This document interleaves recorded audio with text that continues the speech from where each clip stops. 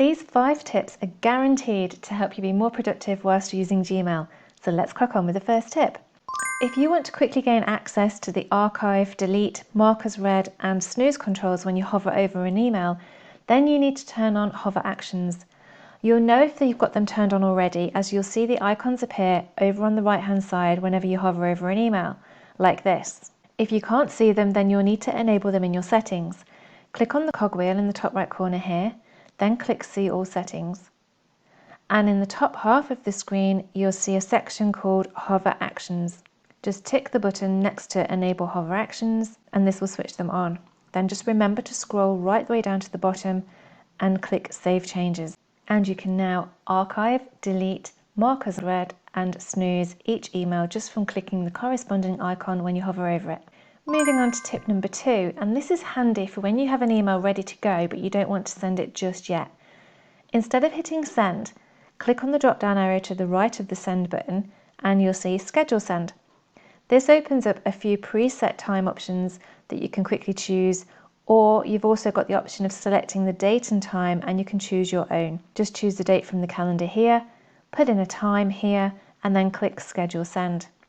Your email moves to its own label on the left hand side here called scheduled, and you'll see there's a number to the right of it, letting you know how many emails are actually scheduled to go out. Click into the label and you'll see a list of scheduled emails. Over on the right hand side of each email will be the date of when it's going to be sent. And if you want to edit the email or cancel sending it altogether, click into the email and then click cancel send on the right hand side here.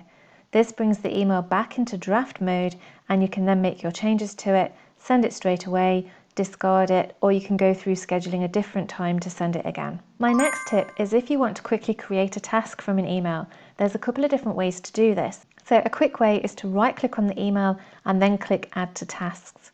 This opens up the tasks pane on the right hand side here and you'll see that the task you've just added is here along with the link to the email that it came from. The subject line of the email automatically becomes the title of the task, so you may want to overwrite that. Another way is if you've already got the tasks pane open here on the right hand side, then you can quickly drag and drop the email into it. Again, it adds the email as a task along with the link to the email it came from, and again you can overwrite the title if you need to. If you're already in an email and want to add it as a task, just click on the add to tasks icon at the top of the page here and it will do the same thing. Now if you're new to using Google Tasks, then you might find my beginner guide useful, which I'll link to at the end of this video.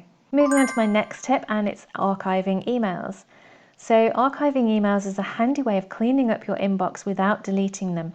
Your archived emails are moved to a label called All Mail, which you can find by clicking on the More button at the bottom here on the left hand side, and then scroll down and there's All Mail here. The Send and Archive feature is a quick way of archiving emails when you reply to an email. So to enable the Send and Archive feature, first go into your settings by clicking the cogwheel in the top right corner, then click See All Settings. You'll see a section called Send and Archive here, and just make sure that you tick Show Send and Archive button in reply.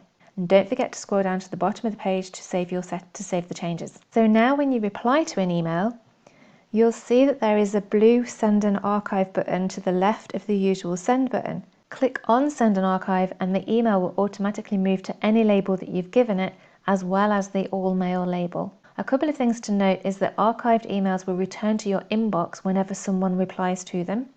And also when you carry out a search in Gmail, the results will also include any emails that have been archived. My final tip is handy for when you just don't have the time or energy to deal with an email that's come in. You can choose to snooze it, allowing you to deal with it at a time that suits you later on. So when an email comes in, to snooze it, simply hover over the email and click on the clock icon, which is the snooze icon over on the right hand side here.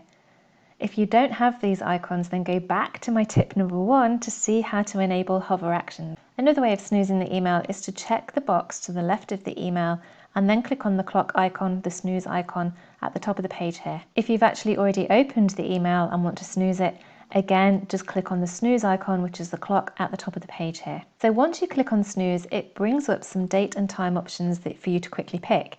If they don't suit, then you've also got the option of choosing a date and time of your own. Simply click on there, choose a date from the calendar, type in a time that suits you, and then click Save. Now the email disappears from the inbox and moves to its own label called Snoozed, which is over here on the left hand side. Over on the right of each email will be the date of when it's snoozed until. If you want to edit this, hover over the email and click on the snooze icon again, which will bring up some more date and time options for you to choose from. There's also the option of choosing your own again, and you can also cancel the snooze by clicking unsnooze here.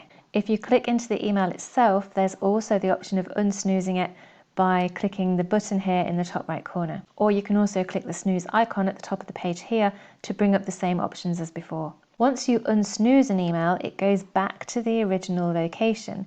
So if it was in your inbox, then it reappears there.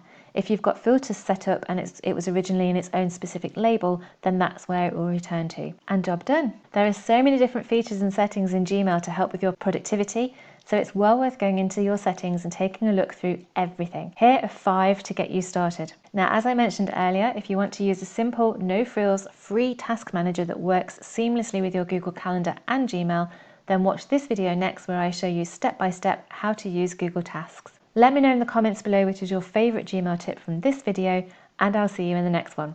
Thanks for watching, and bye for now.